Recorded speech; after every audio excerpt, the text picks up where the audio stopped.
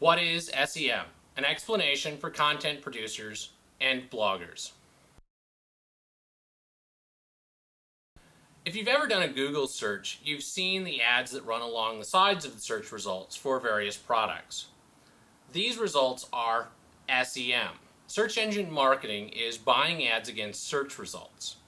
The advantage of buying ads against search results is that you don't have to rank for a given term in order to buy the ads and get traffic for that term.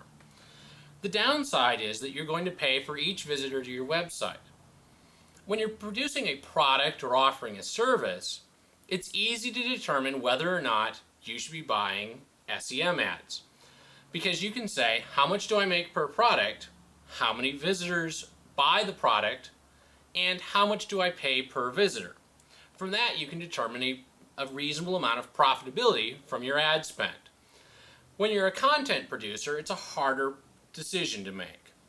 Often you have to think about how many times will that visitor return to my website and how much is the initial growth worth in terms of actual dollars and cents. If, for example, you are an electronics review website, you're not going to get a company to send you a product to review if you're only getting about 5 visitors a day. If, on the other hand, you're getting about 50,000 visitors a day, companies will gladly sell you reviews. So you could buy 50,000 visitors a day through search engine marketing. The problem would be that you'd be competing with the people who are selling products and can monetize those views instantly in terms of selling a product. When you're doing content, you have to be a little smarter about where you're going to spend your SEM and what your goals are. Certain pieces of content may make a lot of sense to spend some SEM against. If, for example, you wrote a piece that you think really showcases your skills and is going to get more subscribers to your website and more repeat visitors to your website, you won't be looking at what can you make off of a single visitor to your website, but what will you make off of all of the visits that that visitor has made to your website over the next 6 months to a year. This requires that you've got enough money in the bank in order to finance that amount of growth. This gets to be a very large challenge for bloggers and content producers who are often working in a role where even the cost of creating the content doesn't pay for what the content earns back in a reasonable amount of time. So advertising on that content in order to get more views often isn't a paying proposition. This is where a good SEM comes in. A paid consultant can find you the articles on your website that are going to have the highest return on investment in terms of visitor engagement and the amount of money that you're making on the ads running on those sites so that you can mitigate the costs of buying ads to drive traffic.